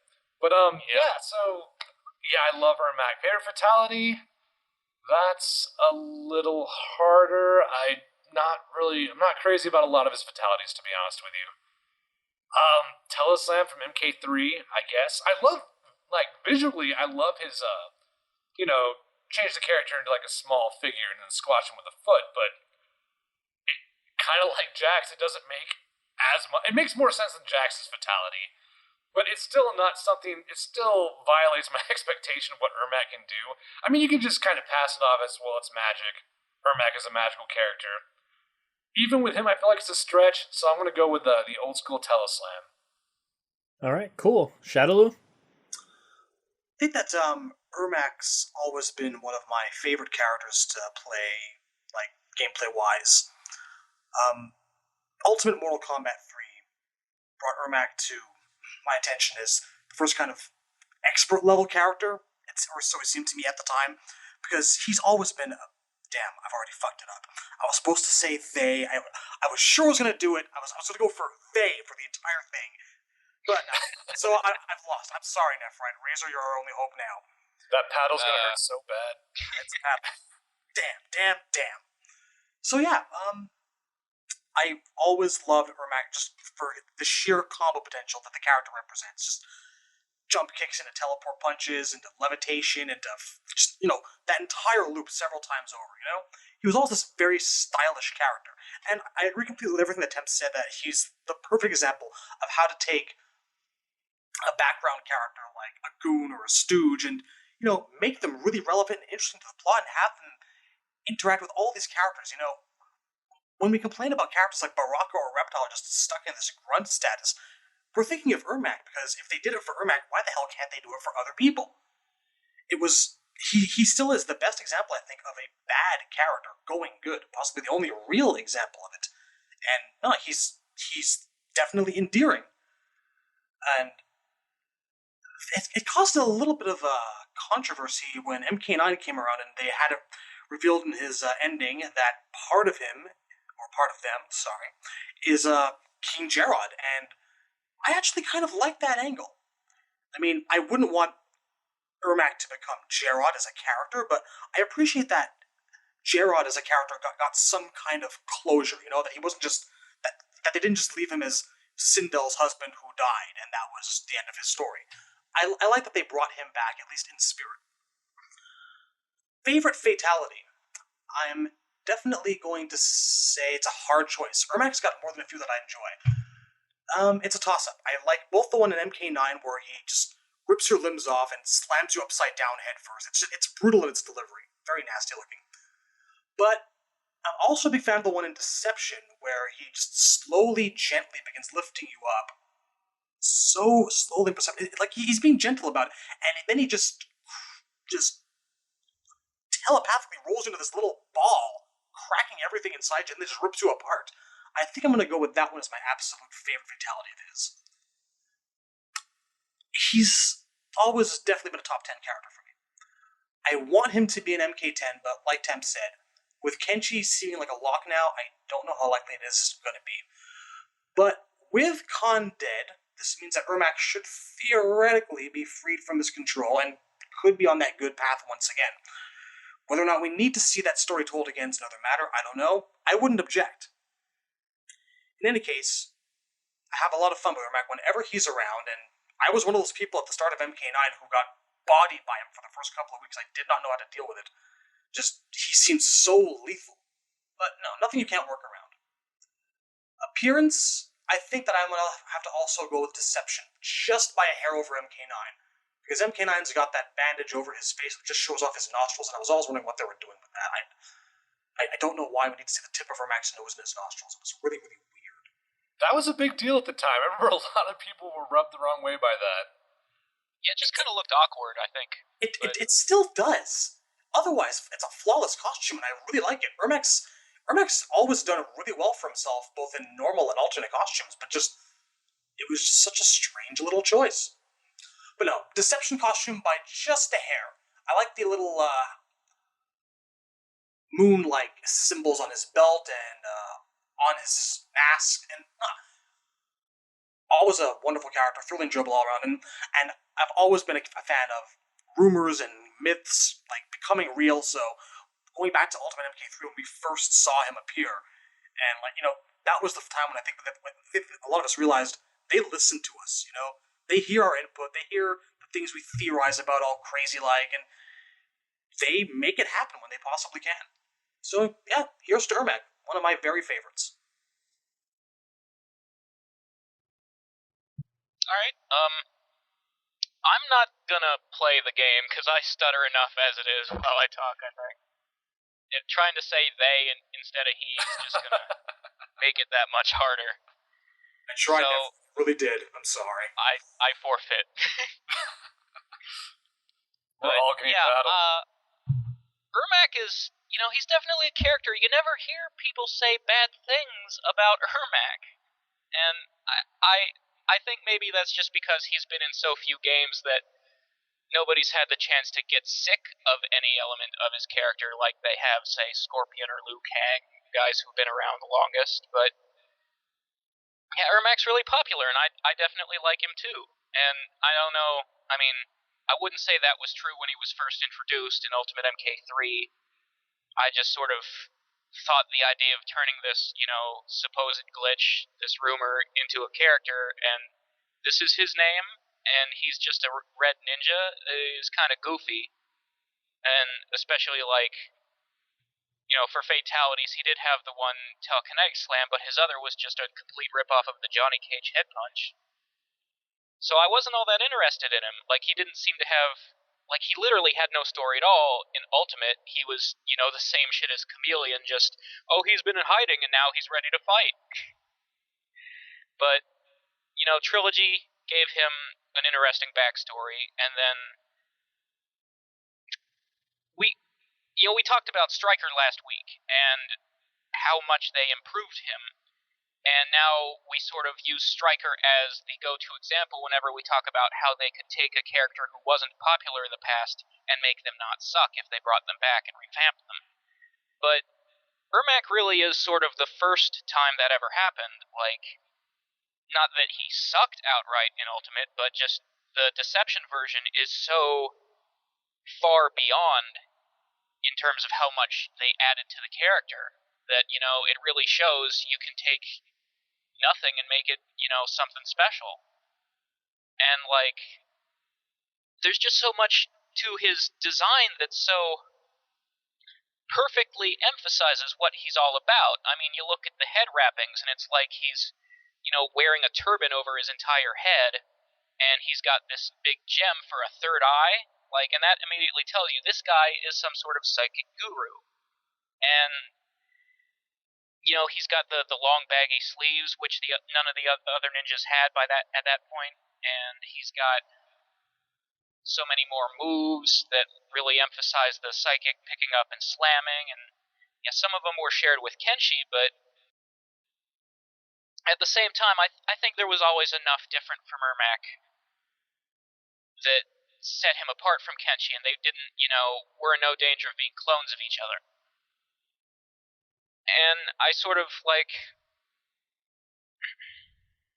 I mean, you guys were right that turning him good, showing that he's not just, another grunt like Barak and Reptile, that did so much for the character, and I think he probably is the only bad guy who turned good and really, stayed that way, at least till the end of the timeline, because the only other one that really comes to mind would be Goro, and he turned back when they brought him back from the dead. We talked about how much of a bummer that was. So, yeah, when I think of Ermac, I think of just, like, this symbol of how much a character can be improved, and how you can take somebody who you might think sucks and make them cool. And I especially like, the thing that's always stuck out to me the most about the character that I really like is the echo to his voice and the way he talks in plurals, just like the Spider-Man villain Venom. That really emphasizes the whole he has many souls combined in one. They're a hive mind. He's not an individual. That put a great big smile on my face when he first started talking in Deception. I was like, that's such a wonderful touch. To not only not forget about the fact that he's this entity composed of God knows how many souls, but actually have him refer to them as a group entity. It was a wonderful masterstroke. Yeah, it really sets him apart from the other characters in, like, a wonderful way. And, talking about his MK9 ending revealing that he's King Jared, like, or at least that King Jared is one of the souls inside him, I think that has the potential to be a good turn for the character, to add something more to his personal lore and give him potential connections to explore with other characters. I mean, they'd probably have to bring Sindel and Kitana back from the dead first for that, but you know what they say, nobody stays dead in Mortal Kombat. But my fear with the Jared thing is that it'll become his entire character. I don't want to see an Ermac who doesn't say we anymore, who has one identity. As long as Jared could occasionally come to the forefront, like, portray Ermac as a guy with multiple personality disorder, so sometimes Jared is briefly in control and sometimes you're back to the we. That would be alright to me. But if you lose the speaking in plurals with the echo altogether, then Ermac isn't Ermac anymore, and that would be a problem for me. So, as far as favorite version of Ermac, costume-wise, it's definitely Deception. I mean, his MK9 costume is basically the same thing with more detail. But I think it's one of those ones that sort of crosses the line into too much detail. It's a little too busy and distracting. Like, I feel like the Deception version was just cleaner and sharper, just captured the idea better, whereas all those, little squares of armor on his vest, I don't think did anything positive for the design in MK9. Favorite fatality? I'd probably go with the one in Deception where he stretches them until they break in half. I like the way that it actually, the body elongated. I thought that was a neat effect to add to it.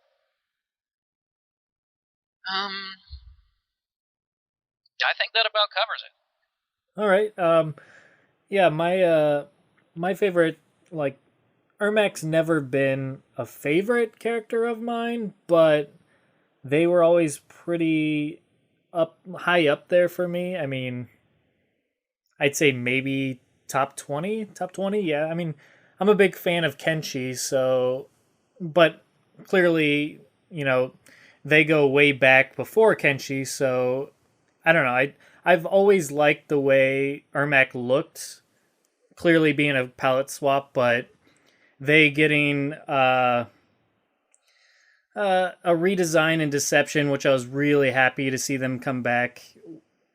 In Deception, I agree with all of you, and turning them good after Shao Kahn died and everything was a really a cool direction, because you didn't want to see them go down the route of the Barakas, like you said. It's better to give them a chance to be something more important, something more unique, and I think they got that through the whole basically babyface turn, the good guy turn, and I would love to see that explored more going forward after MK9.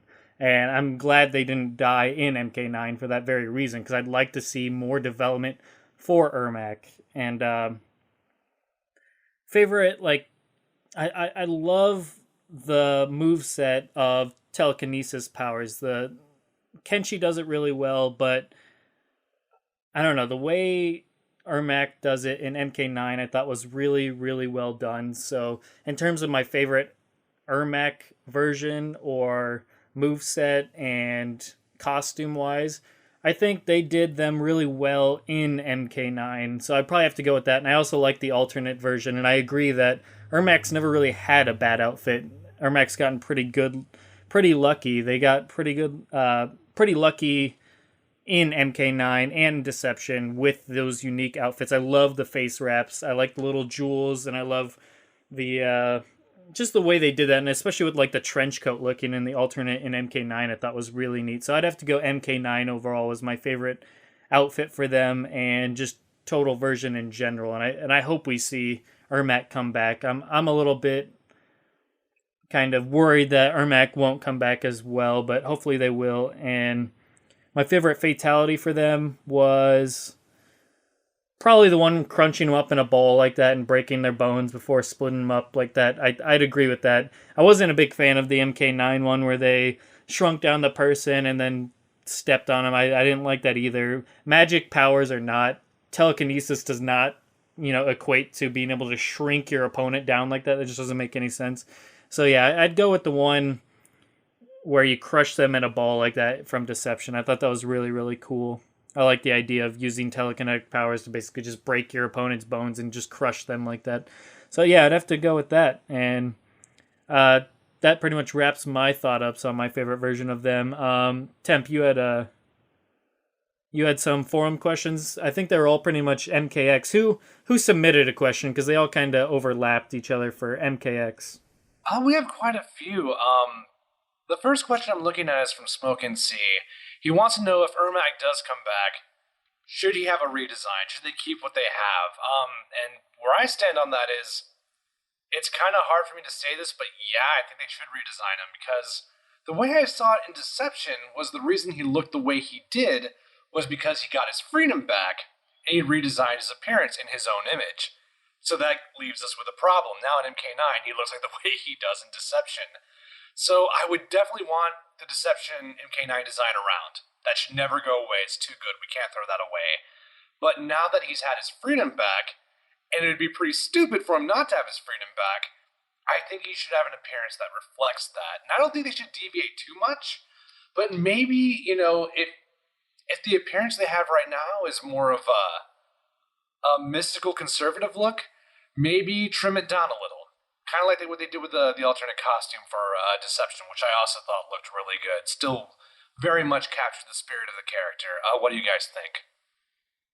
Yeah, I'd like to see something like that. I mean, trim it down a little bit, but I agree. Don't trim it down a ton. But I like what your take on it. I'd like to see that if they do make it into MKX. I'd like to see that. Yeah, I think when you talk about a new costume for Ermac, especially as it relates to MKX, I think the first thing that comes to people's minds is that piece of art we saw, which was amazing, several months ago, yeah, from the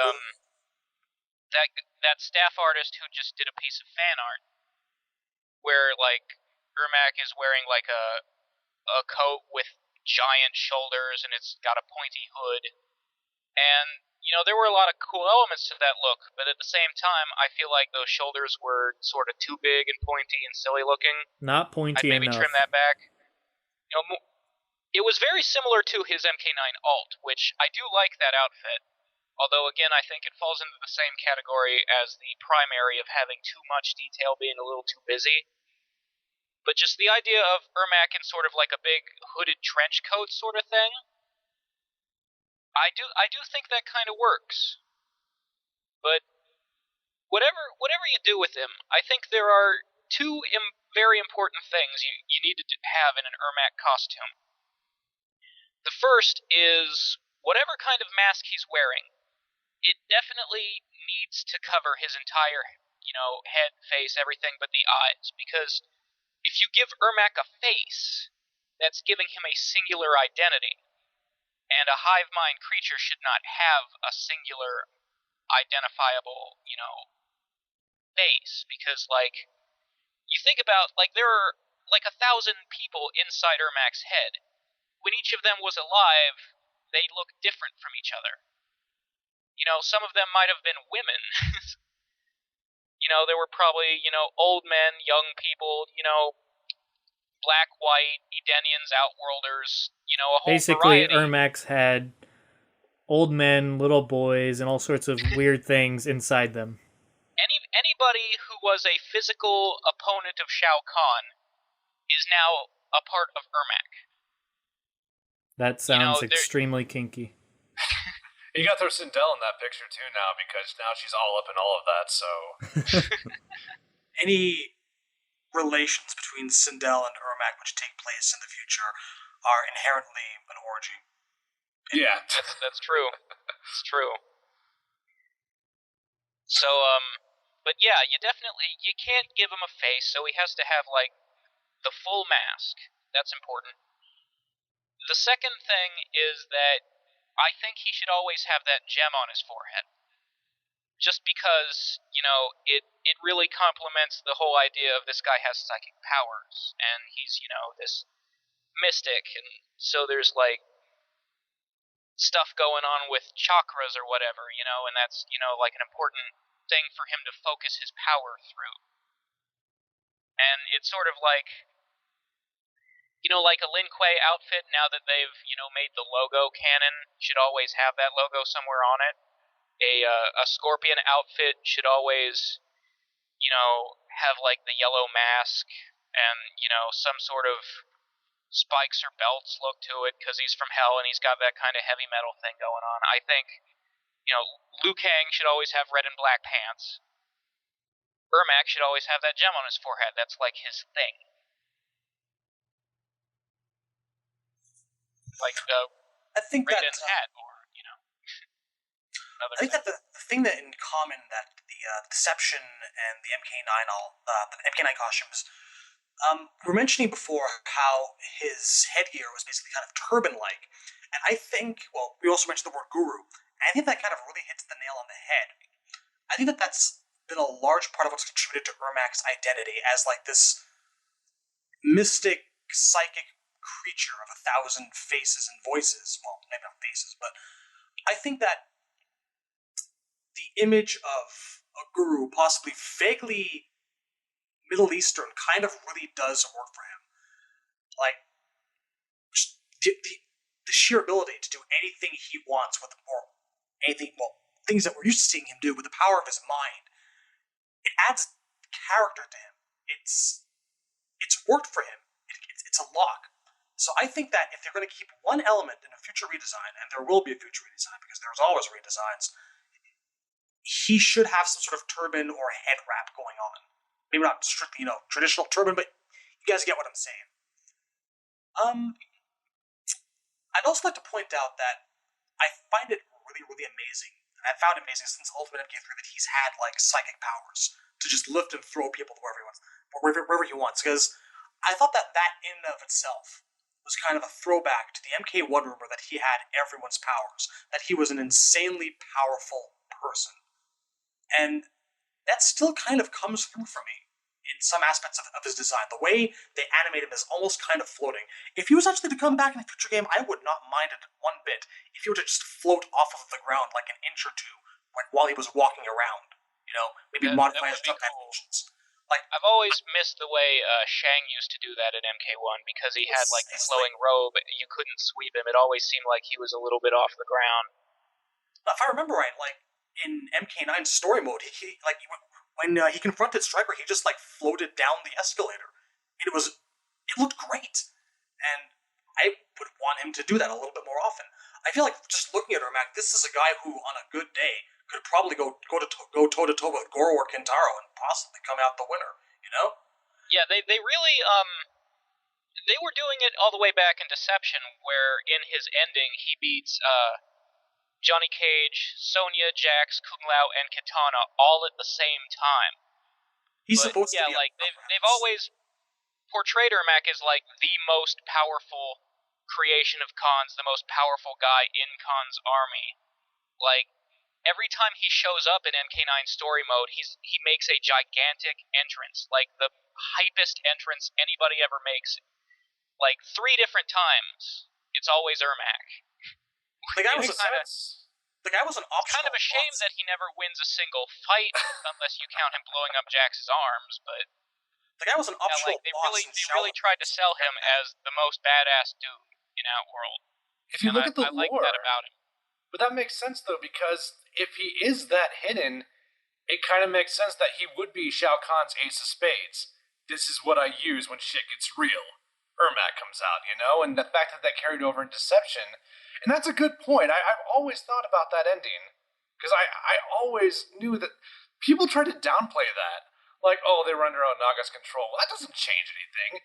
He still took on 5 of the strongest Earth Warriors at the same time. More than that, maybe. I don't know the exact count, but he had to do it without injuring them. He had to do it with restraint, because Liu Kang had to give them their minds back, so... Yeah, that's huge right there. And yeah, he was an optional boss in Shaolin Monks, an incredibly tough fight if you didn't know what you were doing, actually. One of the harder ones in the game. And this whole thing kind of brings new depth to his moment in Challenge Tower, where he sees 3 Goros and goes, "We do not think this is very fair." Because he's talking about Goro, not himself. There are 1,000 of Ermac. They're all in one body, but that's how much power he has. Which also speaks terrible things to Striker's ability if he was able to beat him single-handedly. But that's a conversation maybe for last week. So Striker's God tier, we've established that. Moving on.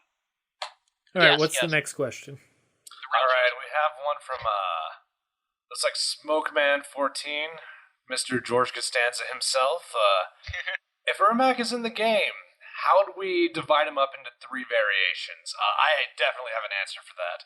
Well, for one thing, he's always had zoning abilities since day 1. So I would give one variation just to emphasize his telepush and his spacing. So he has his telekinesis, but it's applied at a distance. For sure, that has to be a variation. For his second variation, I'm also going to give him an ability he had since day one, which is huge juggle potential. He always was very good about extending combos. So if you put that into a variation, now maybe he doesn't have the zoning prowess he had before, but now he has that damage, so when he gets in, it counts. For the third variation, this is something it's something that's always been hinted at, but we've never really seen it develop, and that's his mobility. Ermac he levitates, it's clearly something that's, intrinsic to him. So I would give him mobility. Maybe don't make him fly like, Sindel or potentially, Nitara, but make his levitation count for something. It was kind of non-threatening in MK9. It was hard to get anything started with that levitation. No one was really afraid of that fake out, So what I would do is make it incredibly risky. So if he levitates in the air, he could still slam on the ground for, let's say, an unblockable. Should have been unblockable. I think it might have, I don't know. Anyway, that's one option. The other option is he gets a dive kick. So if you choose to call his bluff, he can dive kick, and he can get frame advantage, and now you have to deal with his pressure. Or you can make it as sort of like a parry. So he can levitate, in the middle of, say, an attack. So instead of him taking the hit, he now levitates, maybe brings the character up with him, and does an air combo for throw damage. That would be awesome. You would take something that we know the character has, and we could finally bring it to life. So those are my three divisions: zoning, combo potential, and mobility and pressure. That's how I would divide Ermac up. I couldn't have said any better myself. In agreement. Agreed. Yeah, Sweet. Yeah. I was only really thinking about his three classic moves from Ultimate. He's got a teleport, a fireball, and the telekinetic slam. And I forgot completely that he could levitate and do that ground pound. I would actually play with his teleport punch in a little bit between variations. The thing I always liked about his teleport punch back in UMK3 was the fact that, it made that little explosion when he left the ground as a little bit of an extra distracting tactic. It was everything Scorpion had and then some. I'd love to see some different variations on that, like exploding or, different directions, different angles. I think that Ermac could really benefit from a wide variety of different types of teleport punches with different effects. Yeah, you just reminded me. I really liked in MK9 how before he did the teleport punch, he'd go into the fireball animation, so you never quite knew which one he was about to do. Yeah, I definitely like that too. Yeah, and I was just thinking, given the likelihood that Noob Saibot's probably not going to be in this game, it occurs to me that there's the potential for a new move there for Ermac, where he does the ghost ball. Because, if he's a guy made of souls, he could, fling some of his souls out at you, and they could swarm around and haunt you and give you, some sort of status effect. For a terrible moment, I thought you were about to say that he should have a move where Noob Saibot comes out of his stomach like an annihilation. Don't scare me like that. That would be funny, though, if they actually do give him Noob Saibot's projectile, and, a green soul starts, fast jogging towards you. That'd be interesting, but... Yeah, we'll see, though. Yeah, absolutely. All that would work. I would file specific, the ghost projectile, I would probably put that somewhere in the combo damage variation. So now, after he gets a combo, he can do setups where he puts you in an unblockable state, and now you have to guess your way out of Ermac's bullshit. I think that would be really cool. That would be broken, but it'd be really cool. I'd be all over that. All right, what's our next question? Last but not least, well, that might have been it. Let's see. Yeah, I think that's it. I don't think there's anything else, unless I missed something. Yeah. Can I just say that once more, calling back to MK3, his high punch, back low punch, high kick combo. You guys remember that thing? Mm-hmm. I don't know what the hell it was, but the two rapid fire high kicks to the face, that was some of the most stylish shit in terms of combos in MK in UMK3. I want him to have that back somehow. It looked good. That's all. I would also say that if we're playing a game where half the MK9 cast is all an enslaved NetherRealm bunch of souls, Ermac's your guy. If you want to free those souls, Ermac is in the business of freeing souls, so that would be a great plot point. I don't know if we'll see it, but that would be interesting. Wouldn't that be an insane little insane variation on his last story. He's not in the game like he wasn't in Deadly Alliance, but he runs across Kenshi, the same shit happens, and he helps them out by freeing some souls. That would be cool. That would be... Well, you know, his entire family, at least of the Gerard part of him, is down there, so he has reason to help. Plot thickens. That'd be a great cameo, though. Like, at the end of the game, they're like, fuck, these souls are killing us, man. These enslaved NetherRealm souls. Wish there was something we could do about this. And Ermac's like, I got this shit. This is my thing. Move aside. Get out of the way. Fixing souls here. Yeah, that would be cool. I'd be all for that. All right, well, we'll definitely have to talk more about them in the future. And, yeah, I don't think that'll be the last time we discuss Ermac. So, that does it for our character retrospective of... And I believe Cyborg managed to go through the whole thing calling him them. Them or they? I noticed he was trying to do it. I didn't pay attention long enough to like catch if he ever slipped up or not. I don't think I did. I'll have to listen back for that. No paddling for me. I didn't pick up on it. The whole time I was thinking, man, Cyborg's a nice guy. The whole time. Well, that'll do it for this episode. And once again, if you would like to subscribe to us, you can subscribe to us on YouTube, on our channel on YouTube. Also, we're on iTunes, and also subscribe to the MKO channel.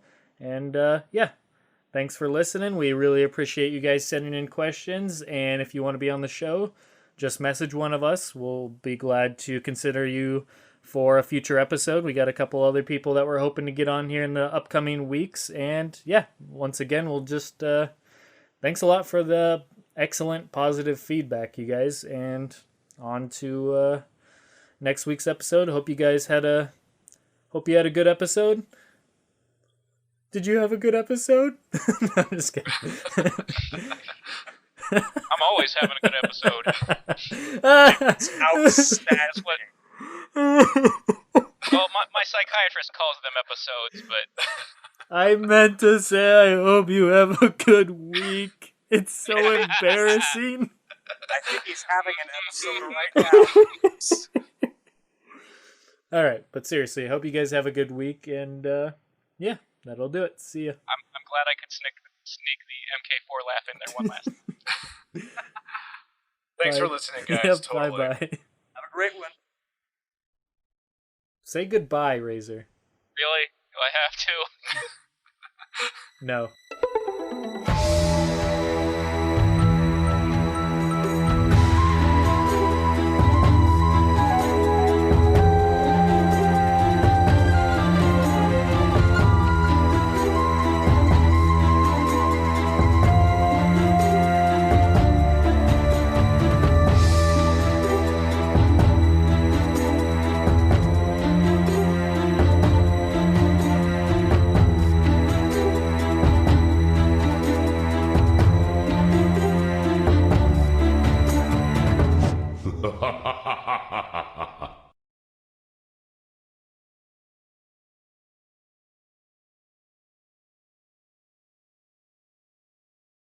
You weak, pathetic fool.